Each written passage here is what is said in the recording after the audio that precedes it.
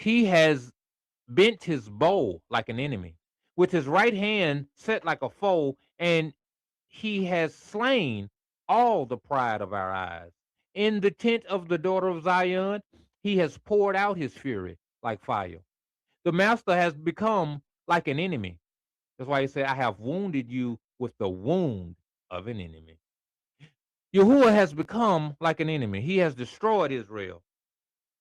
He has destroyed all its palaces, laid in ruins its strongholds, and he has multiplied in the daughter of Judah, mourning and lamentation. This is another reason why I had to bring out this lesson. Is that I'm really starting to be bothered now about this whole Christian mindset of replacement theology and everybody is Israel now and all this whole stuff. You ain't took none of this. This is your problem. Because now you want to say it ain't about a bloodline, it ain't about color, it ain't about race, it's about the spirit and all that. Okay, yeah. This was real. And the people that this happened to, the destruction that was brought upon them, they were promised to be brought out of it. Where they were brought low, they were promised to be exalted. This is what you got to understand, Christian. Is that this ain't complete. This didn't happen to you. This is why you want to talk about some end time prophecy. This is why you want to talk about some great tribulation that you finally gonna be punished and exalted. No, you see, this is the lie. You're not Zion. You didn't dwell in Jerusalem. You didn't have run-ins with the Assyrians, with the Babylonians, with the Persians and the Medes and the Greeks. You didn't.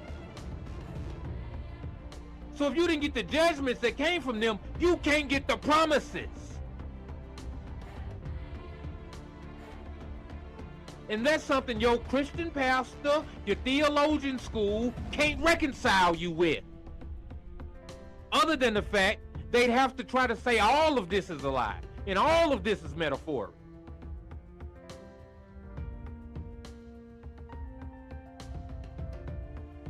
Then you got to do away with all of it. Then quote unquote Christ couldn't have came from the tribe of Judah because he couldn't have been a tribe of Judah. He couldn't be the king of Judah because there's no tribe of Judah. See, you don't realize how stupid what you say is. There could be no punishment for sin if sin is transgression of the law, if there is no law. There is no reason to send you to hell because you ain't done nothing wrong.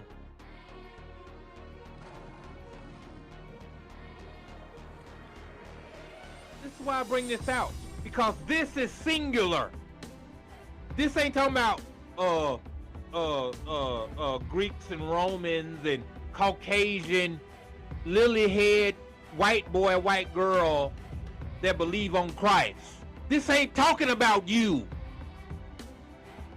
So the promises and the prophecies about the people that went through this, the land that went through this for the people coming out of it, that ain't talking about you either.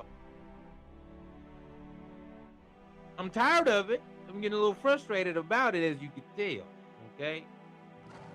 But I just want you to understand that this is what they don't touch. They don't get into this. Or they read over it, and now it's all about spiritual Israel. You're a liar and a jackass. As they say, a goofy. You're a goofy. Because it's a Hebraic book. It's a Hebraic language. It's Hebraic prophecy. It's a Hebraic calendar. And now it's all damn Greek.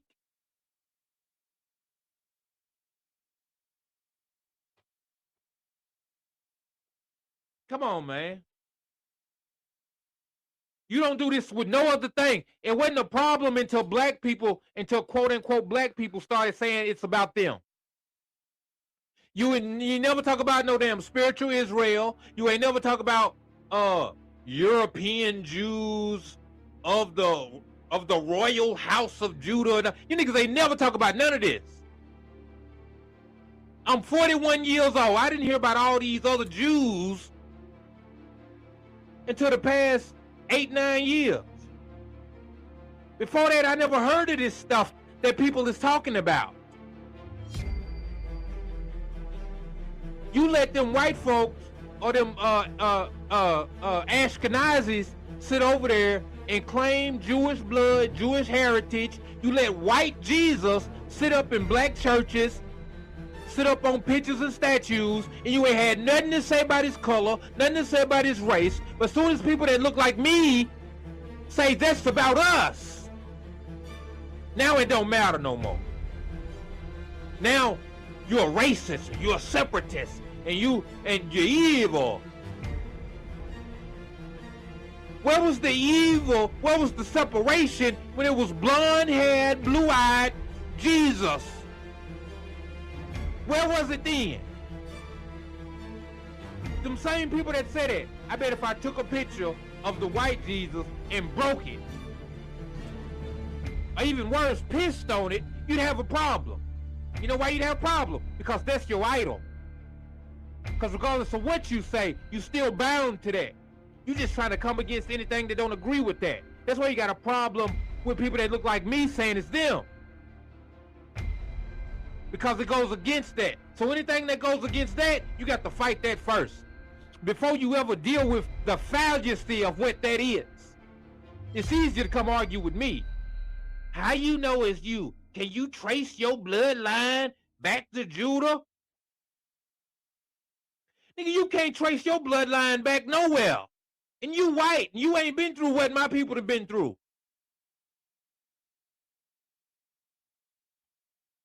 Well, depending on who you listen to. You know, they say, hey, y'all was slaves before us. You know what I'm talking about? Y'all was slaves before us. Okay?